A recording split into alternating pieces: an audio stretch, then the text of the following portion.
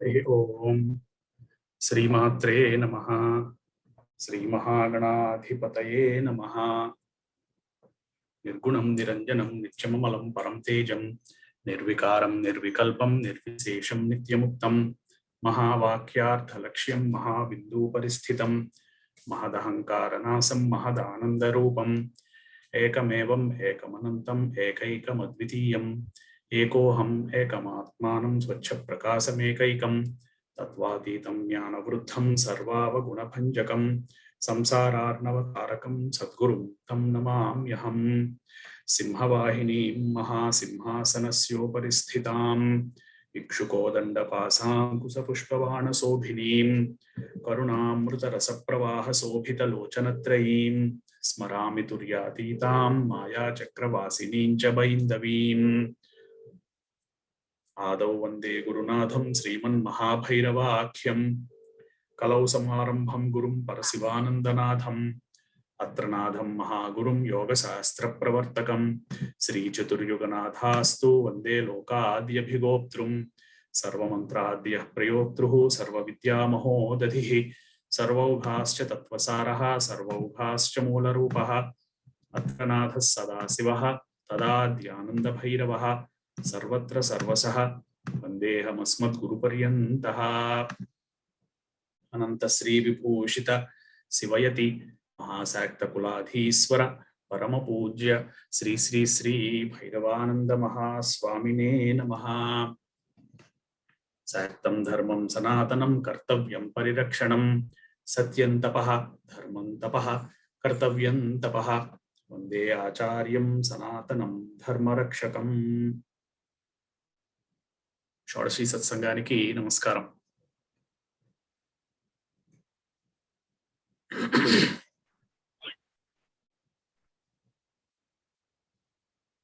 జరుగుతున్నటువంటి మార్కండేయ పురాణాంతర్గతంగా మనం తెలుసుకుంటున్నటువంటి పరమేశ్వరి యొక్క శక్తి యొక్క ప్రభావము మహాత్మ్యము ఎలా ఉంది అనేటువంటి విషయాల గురించి మనం తెలుసుకుంటున్నాం. అందుకనే దీన్ని దేవీ మహాత్మ్యముగా చెప్పబడుతోంది. కాబట్టి మహాత్మ్యము అనబడేటువంటిది మహత్వం అనేటువంటి విషయంలో పరబ్రహ్మ స్వరూపానికి ఉన్నటువంటి లక్షణాలలోనూ 3 లక్షణాలు ప్రధానంగా ఉంటాయి అని చెప్తారు. అవ్యక్తము, మహత్తు, అహంకారము. అవ్యక్తము అంటే ఆ స్వరూపము గురించి ఆ పరబ్రహ్మ స్వరూపం గురించినటువంటిది ఎంత చెప్పినా ఎంత తెలుసుకున్నా ఇంకా తెలియనటువంటిది అవ్యక్తంగా ఇంకా ఉంటుంది.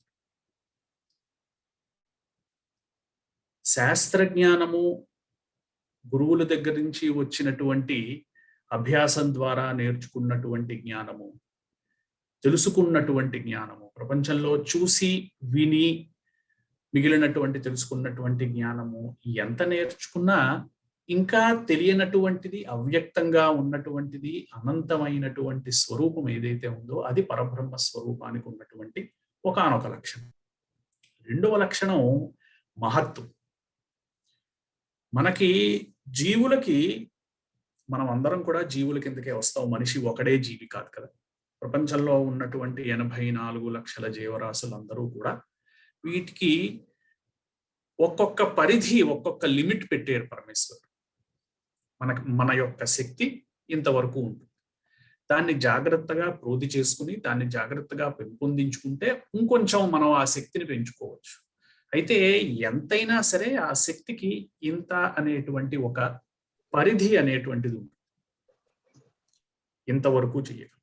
ఇంతవరకు చెయ్యగలం. మహాభారతం కథ కనుక మనం ఇంకొకసారి భారత యుద్ధం కనుక చూసినట్టయితే అందులోను భీముడు ఏనుగుల్ని ఆకాశంలోకి విసిరేడు. అది భూమి యొక్క గురుత్వాకర్షణ శక్తిని దాటి పైకి వెళ్ళేయి. ఇలాంటి కథాంశాలు మనకు కనిపిస్తాయి.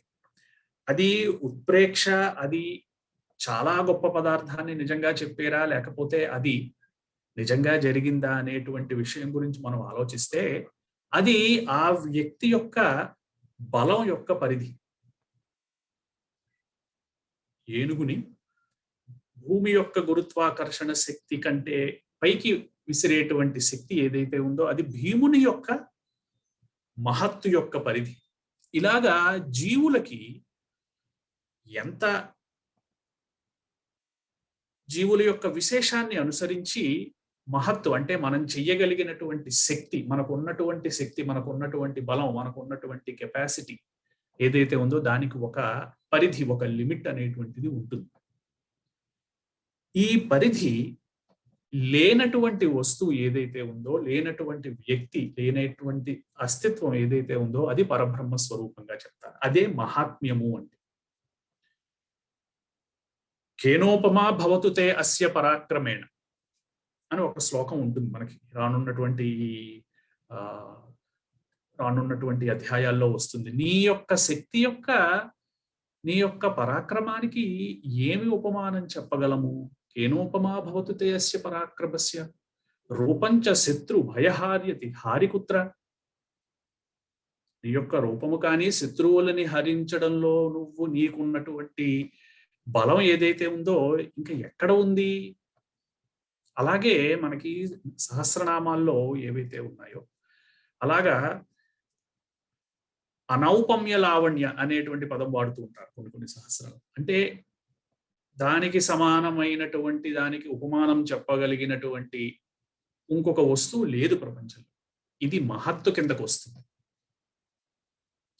ఈ మహత్తు అనేటువంటిది జీవికి సంబంధించినటువంటి, ఒక వ్యక్తికి సంబంధించినటువంటి. ఇది వ్యష్టిగా మనం చూస్తే ప్రతి జీవులకి ఒక్కొక్క ఇప్పుడు ఒక ఎలక్ట్రానిక్ వస్తువు కొన్నాము అంటే దానికి ఇన్ని ఎలక్ట్రానిక్ లైఫ్ అవర్స్ అనేటువంటిది, దానికి ఒక లాంజివిటీ ఉంది, దానికి ఒక శక్తి ఉంది, దానికి ఒక పరిధి ఉంది, దానికి ఒక లిమిట్ ఉంది. అలాగా జీవులన్నిటికీ కూడా ఒక లిమిట్ అనేటువంటిది. ఈ జీవశక్తిని అధిష్ఠించి జీవశక్తికి ఆధిపత్యం వహించేటువంటి శక్తి ఏదైతే ఉందో ఆ శక్తికి ఈ పరిధి లేదు అనేటువంటి విషయం ఏదైతే ఉందో అది మనకి ఈ తర్వాత అధ్యాయంలో, తర్వాత చరిత్ర, మధ్యమ చరిత్రగా చెప్పబడేటువంటి మహిషాసుర వధ వృత్తాంతంలో తెలుస్తుంది. మహిషము అనేటువంటి ఒక స్వరూపము, అసలు ఆ స్వరూపము ఉంటేనే మనకి ఒక రకమైనటువంటి అభిప్రాయం కలుగుతుంది. అటువంటి మహిషాన్ని జీవశక్తితోటి పోల్చారు. ఈ అధ్యాయం మనం వినేటప్పుడు, ఈ ఆఖ్యానం, మహిషాసురుడి యొక్క కథ మనం వినేటప్పుడు, మహిషాసురుడు అనేటువంటి వాడు మనలో ఉన్నటువంటి జీవత్వం ఏదైతే ఉందో అది ఎలా ప్రయత్నిస్తుంది, అది ఎలా శక్తి పెంపొందించుకుంటుంది, ఉన్నటువంటి శక్తిని అది ఏ రకమైనటువంటి రూపాలుగా మారుస్తుంది అనేటువంటి ఆలోచనతోటి ఈ ఆఖ్యానాన్ని వినాలి. ఈ మార్కండేయ పురాణంలో మహిషాసురుని యొక్క పూర్వ వృత్తాంతం గురించి అసలు చెప్పలేదు. తర్వాత ఈ అధ్యాయం అయింది, తర్వాత అధ్యాయం మనం ప్రారంభం చేస్తున్నాము. అధ్యాయంలో ప్రారంభంతోటే సుమేధ మహిషాసురుని యొక్క వృత్తాంతము చెప్తాను, మహిషాసురుని యొక్క కథ ఎలాగైతే ఉందో చెప్తాను అని ప్రారంభం చేసింది.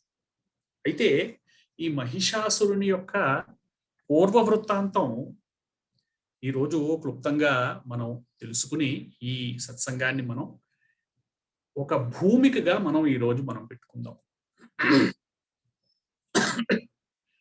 భూమికగా పెట్టుకుని రానున్నటువంటి అధ్యాయాల్లో, రానున్నటువంటి ఆఖ్యానాల్లో ఈ మహిషాసురుని యొక్క కథని ఎలాగ మనం దాన్ని స్వీకరించాలి, దాన్ని మనం ఎలా అర్థం చేసుకోవాలి అనేటువంటి ఆలోచనకి ఇది ఒక భూమిక అవుతుంది. అందుకోసమని ఈ మహిషాసురుని యొక్క వృత్తాంతం, మహిషాసురుని యొక్క పూర్వ వృత్తాంతం మనకి చాలా విస్తారంగా కాళికా పురాణంలో చెప్పారు. కాళికా పురాణంలోనూ పరమేశ్వరుని గురించి ఘోరమైనటువంటి తపస్సు చేస్తున్నటువంటి రంభుడు అనేటువంటి వ్యక్తి గురించినటువంటి ఆఖ్యానం వస్తుంది. రంభుడు అనేటువంటి ఒక వ్యక్తి శివుని గూర్చి కఠోరమైనటువంటి తపస్సు చేస్తాడు. పరమేశ్వరుని గూర్చి కఠోరమైనటువంటి తపస్సు చేస్తాడు. తపస్సు చేస్తూ ప్రపంచాలన్నీ కూడా తల్లడిల్లేటువంటి ఇబ్బందికరమైనటువంటి పరిస్థితి వచ్చేటువంటి తపస్సు చేస్తూ ఉంటే తపస్సుకి మెచ్చుకొని పరమేశ్వరుడు ప్రత్యక్షమయ్యి, నీకు ఏమిటి కావాలి, దేని గురించి నువ్వు ఈ తపస్సు చేస్తున్నావు, ఇంత కఠోరమైనటువంటి తపస్సు నువ్వు ఎందుకు చేస్తున్నావు అని అడగగా, నాకు అప్పటికి ఆ రంభుడు అనేటువంటి వాడు ఒక రాజు, రాజ్యాన్ని ఏలుతున్నటువంటి వ్యక్తి. చాలా మంది అతని కిందన ఉన్నటువంటి వాడు, చాలా విస్తారమైనటువంటి రాజ్యం. ఇది ఒకానొక సృష్టిలో జరిగింది. మనం మార్కండేయ పురాణంలో మొట్టమొదటి తెలుసుకున్నాం కదా, ఈ చక్రం అనేటువంటిది ఎలా నడుస్తుందో. మళ్ళీ సృష్టి ప్రారంభమైంది, ఆ సృష్టిలో మళ్ళీ ఇంకొక మన్వంతరం వచ్చింది, ఆ మన్వంతరంలో మళ్ళీ జీవులన్నీ పుట్టాయి, మళ్ళీ ఈ చక్రం ఏదైతే ఉందో మళ్ళీ తిరిగి నడుస్తుంది. అలాగ నడుస్తున్నటువంటి ఒకానొక చక్రంలో ఈ రంభుడు అనేటువంటి వ్యక్తి, రంభాసురుడు అనేటువంటి నామం కూడా అతనికి ఉంది. అతనికి ఉన్నటువంటి కఠోరతని గమనించి అతనికి రాక్షసత్వాన్ని ఆపాదించారు.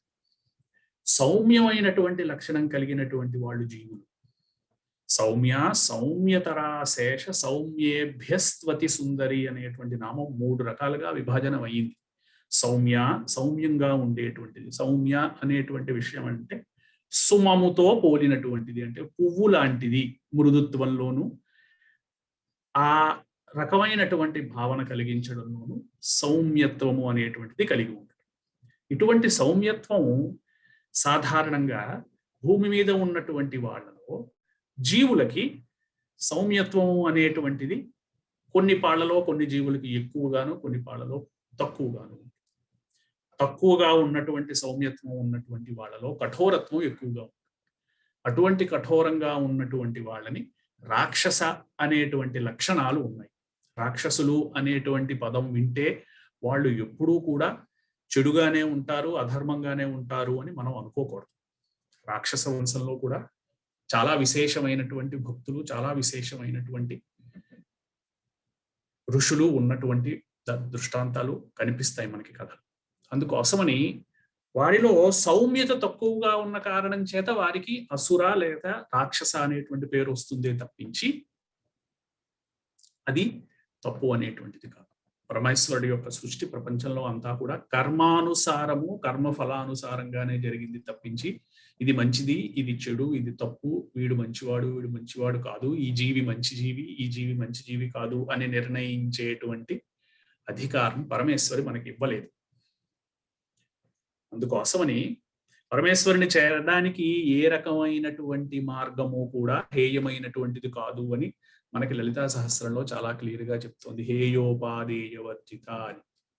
కాబట్టి ఏ రకమైనటువంటి ఉపాదేయమైనా సరే, ఉపాదేయము అంటే శరీరము, మార్గము అని చెప్పుకోవచ్చు. ఏది కూడా హేయము కాదు పరమేశ్వరికి.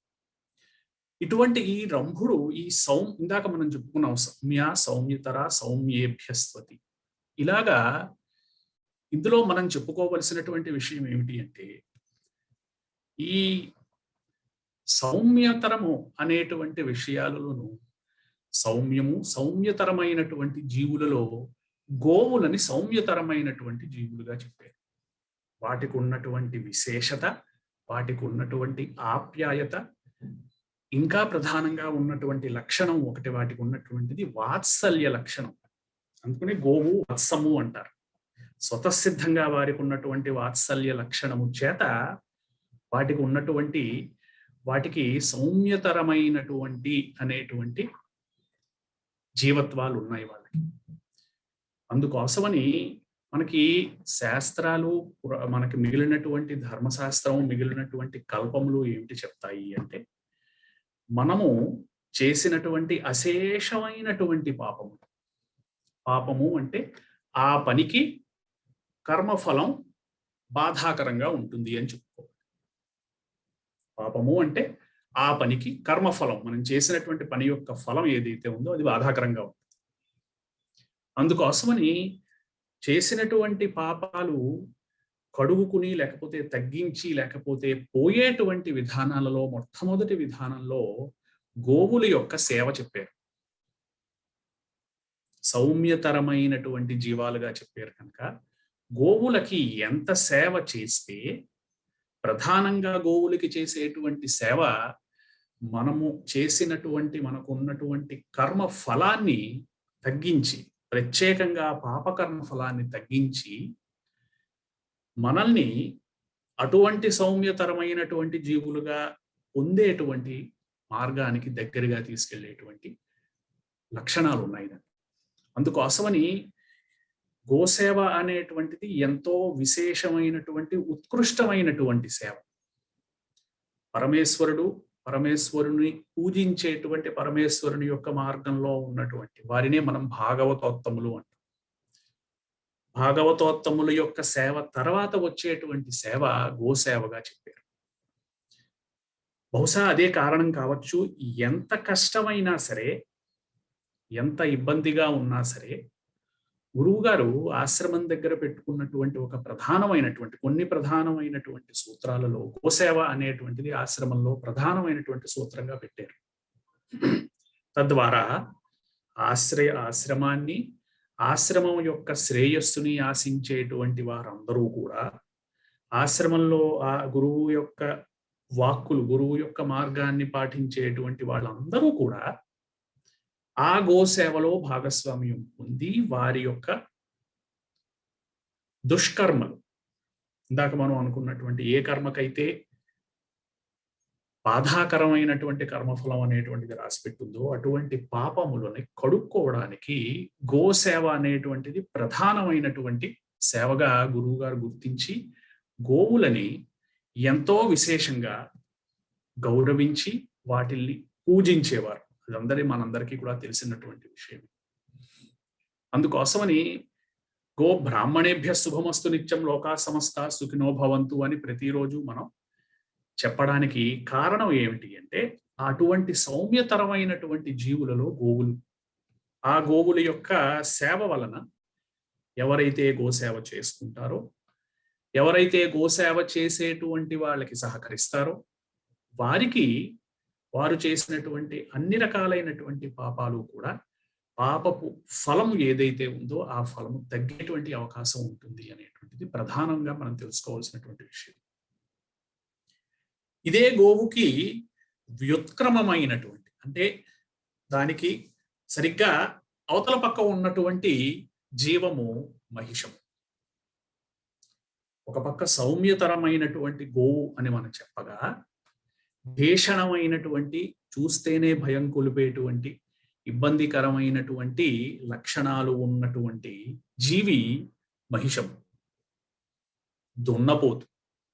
కరెక్ట్గా చెప్పుకోవాలి అంటే ఒక్కొక్కప్పుడు దాన్ని మనం సరైనటువంటి మాటలాగా మాట్లాడడం దున్నపోతు, గేది. ఇలాగా మనం ఏదైతే అనుకుంటామో ఆ మహిషానికి సంబంధించినటువంటి ఆఖ్యానం ఈ రాబోయేటువంటి ఆఖ్యానం. ఈ పాటికి మీకు అర్థమై ఉంటుంది ఏ రకమైనటువంటి, ఎంత పటిష్టమైనటువంటి, ఎంత కఠోరమైనటువంటి లక్షణాలు ఉన్నాయి. ఈ రంభుడు అనేటువంటి వాడు రంభుడు అనేటువంటి వాడు వ్యక్తే, జీవి, మహిషం కాదు.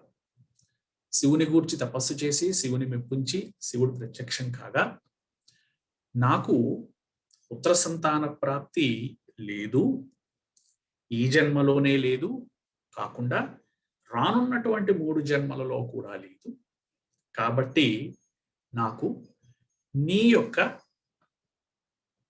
అంశతో కూడినటువంటి పుత్రులు రానున్నటువంటి 3 జన్మలలోనూ నాకు ప్రసాదించు. ఈ జన్మతో ప్రారంభం చేసుకుని నాకు నీ యొక్క అంశతోటి పుత్ర సంతానాన్ని నాకు కలిగించేలాగా నాకు వరాన్ని నాకు నుంచి ప్రసాదించు స్వామి. నీ యొక్క అంశతో పుట్టినటువంటి పుత్రుడు ఎవరైతే ఉన్నారో ప్రపంచంలో కల్లా అత్యంత బలశాలి అయి ఉండాలి అని తర్వాత మళ్ళీ చెప్పేటువంటి వరాలు ఏవైతే ఉన్నాయో వరాలన్నీ అన్నీ తెలిసి, దేనికి ఎక్కడ పరిధి ఉందో తెలిసినటువంటి పరమేశ్వరుడు తథాస్తు. ఈ రంభుడు శివుని యొక్క ఆనందంతో, శివుని యొక్క వర పొందేను అనేటువంటి ఆనందంతో బలగర్వితుడై వస్తూ ఉండగా మదోన్మత్తుడై ఉన్నటువంటి, అంటే నాకేంటి ఇంకా శివుడు వరం ఇచ్చాడు, ఇంకా నాకేంటి భయం, నేను ఏం చేస్తే అదే చెల్లుతుంది, ఎవరి చేత ఓడింపబడినటువంటి సంతానం నాకు కలగబోతోంది, ఇంకా నాకు ఏమిటి తక్కువ అనేటువంటి బలగర్వితుడై వస్తూ ఉండగా అక్కడ యవ్వనంగా ఉన్నటువంటి ఒక మహిషాన్ని చూసి అతనికి మక్కువ కలిగింది. గమనించండి ఆలోచన ఎలాగా, లోపల ఉన్నటువంటి రాక్షస ప్రవృత్తి, మనలో ఉన్నటువంటి రాక్షస ప్రవృత్తులు మన యొక్క ఆలోచనలని, మన యొక్క పనులని ఏ రకంగా మారుస్తాయో గమనించండి. శివుని చేత వరం పొంది బలగర్వితుడై వస్తున్నటువంటి అతనికి అక్కడ ఉన్నటువంటి మహిషాన్ని చూసి మనసుపడి, తద్వారా వారికి మహిషముగా ఉన్నటువంటి ఒక సంతానం. గమనించండి పరిస్థితిలో ఎంత మార్పు వచ్చింది. మహిషాకృతి, మహిషంలో ఉన్నటువంటి మహిషము యొక్క బలము, మిగిలినటువంటివన్నీ కూడా శివుని యొక్క అంశతో ఉన్నటువంటివి, ఇతను కోరినటువంటి కోరికల యొక్క ఉన్నటువంటి అన్నీ కలిపి ఆ పుట్టినటువంటి సంతానానికి మహిషము, బాగా కఠోరంగా ఉన్నాడు కనుక, బాగా ఎక్కువగా ఉగ్రంగా ఉన్నటువంటి స్వరూపం కనుక మహిషాసురుడు అని పేరు వచ్చింది. ఇంకా రావడం ఏముంది, అప్పుడు ఆ కాలంలో ఆ సృష్టిలో ఉన్నటువంటి అప్పుడు జరిగినటువంటి మనం తెలుసుకున్నాం కదా, ఒక్కొక్క మన్వంతరానికి ఒక్కొక్క ఇంద్రుడు, కొంత దేవతా సమూహము, ఎవరెవరు ఏంటి పనులు చేస్తారు అని ఉన్నాయి కదా, దేవతా వర్గము. అలాగా ఆ మహిషము పుట్టినటువంటి ఆ సమయంలో ఉన్నటువంటి అప్పుడు ఉన్నటువంటి ఇంద్రుడిని ఓడించి దేవ, భూమి కిందనున్నటువంటి ఈ 3 రాజ్యాలు ఏవైతే ఉన్నాయో వాటన్నిటి మీద ఆధిపత్యం సంపాదించి అలా చేశాడు మహిషాసురుడు. ఇది ఒకప్పుడు జరిగినటువంటి మాట, కాళికా పురాణాంతర్గతంగా చెప్పుకుంటున్నాం. అలాగే జరుగుతూ ఉండగా ఒకసారి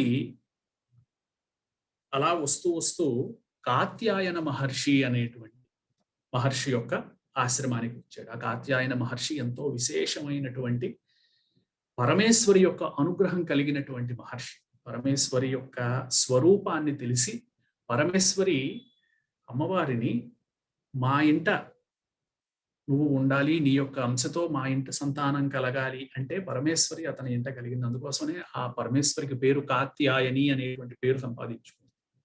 అటువంటి కాత్యాయనుడు అనేటువంటి ఋషి, ఆ కాత్యాయన ఋషి శిష్యులతోటి చెప్తున్నటువంటి ఆ బోధ చేస్తూ ఉంటే ఇతను వచ్చి వాళ్ళనే అల్లరి పెట్టాడు. అల్లరి ఎలా పెట్టాడు, స్త్రీ వేషము వేసుకుని వారు చేస్తున్నటువంటి పనులని అవహేళన చేస్తూ, గురువు గారిని శిష్యులని అవహేళన చేస్తూ ఇబ్బంది పెట్టాడు. కాత్యాయనుడు గమనించి స్త్రీ వేషం వేసుకుని నువ్వు ఇంత ఇబ్బంది పెట్టావు కనుక నువ్వు ఒక స్త్రీ చేతిలో మరణం పొందుతావు అని శాపం పెట్టాడు. అలాగే కొన్ని రోజులకి విశేషమైనటువంటి, ఇలా చెయ్యరానటువంటి, చెయ్యకూడనటువంటి పనులన్నీ కూడా చేస్తూ ఎంతో ఇబ్బందికరమైనటువంటి పరిస్థితుల్లో ఉండగా ఉగ్రచండి అనబడేటువంటి ఒక దేవతా స్వరూపముతో ఉన్నటువంటి ఒక స్త్రీ ఎవరైతే ఉందో ఆ స్త్రీ చేతిలో ఈ మహిషాసురుడు అనబడేటువంటి వాడు వధింపబడ్డాడు. ఇది మొదటి మన్వంతరం. రెండవ మన్వంతరంలో కూడా తిరిగి మళ్ళీ ఇటువంటి చక్రమే నడిచింది, ఇటువంటిదే సృష్టి నడిచింది, ఇటువంటి లక్షణాలే కలిగినటువంటి మహిషాసురుడు మళ్ళీ పుట్టాడు. మళ్ళీ ఆ రకమైనటువంటి తపస్సు చేయడము, మళ్ళీ ఆ రకమైనటువంటి ఇబ్బంది పెట్టడము, మళ్ళీ కాత్యాయన మహర్షి యొక్క ఆశ్రమంలోకి వచ్చి అతన్ని మళ్ళీ బాధ పెట్టడం, మళ్ళీ కాత్యాయన మహర్షి అతన్ని శపించడం. అప్పుడు భద్రకాళీ స్వరూపంతో ఆ మహిషాసురుడు వధింపబడ్డాడు. కొన్ని మన్వంతరాలు మళ్ళీ గడిచాయి, మళ్ళీ తిరిగి ఇంకొక మన్వంతరంలో తిరిగి జన్మ జరిగింది. ఇప్పుడు మనం తెలుసుకోబోయేటువంటి మార్కండేయ అంతర్గతంగా చెప్పబోయేటువంటి కథకి ఇది మూడవ సృష్టి. మూడవ సృష్టిలో మళ్ళీ తిరిగి రంభుడు, మళ్ళీ తిరిగి అతడు తపస్సు చేయడము, మళ్ళీ తిరిగి వాళ్ళకి మహిషం పుట్టడము, ఆ మహిషానికి మళ్ళీ ఇటువంటి దుర్బుద్ధి పుట్టడం.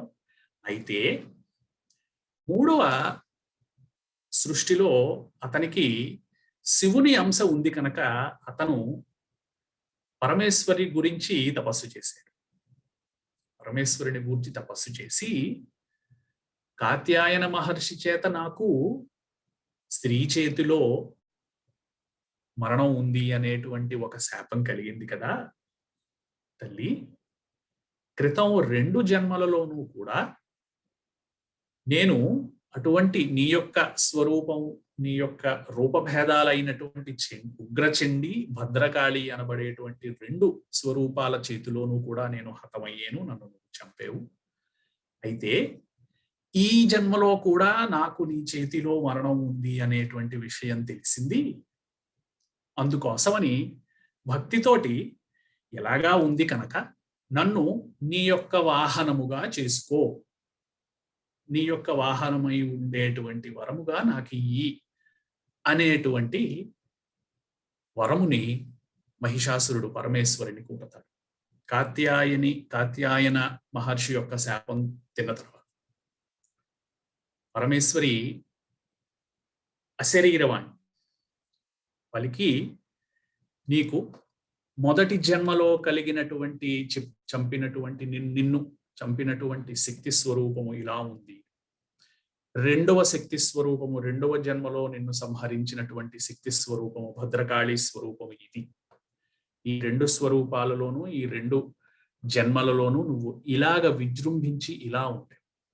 అయితే ఈ జన్మలో నీకు కొన్ని సౌమ్యమైనటువంటి లక్షణాలు వచ్చాయి కనుక నా గురించి తిరిగి నువ్వు తపస్సు చేసి నువ్వు నా యొక్క అనుగ్రహానికి పాత్రుడు అవుతావు, నా చేతిలో సంహరింపబడ్డా. కానీ ఈ సృష్టిలో నేను దుర్గా స్వరూపమయ్యి నిన్ను సంహరించి, అయితే నిన్ను నిరంతరము నీ యొక్క మహిష స్వరూపం ఏదైతే ఉందో ఆ మహిషాన్ని అధిష్ఠించి నేను ఉంటాను. ప్రపంచానికి నేను మహిషమర్దిని అనబడేటువంటి నామాన్ని ప్రపంచానికి నేను ఇస్తాను అని పరమేశ్వరి ఈ మహిషాసురుడికి చెప్తుంది. ఆ ఆఖ్యానం మనం ఇప్పుడు తెలుసుకోబోతున్నాం రాబోయేటువంటి రోజుల్లో.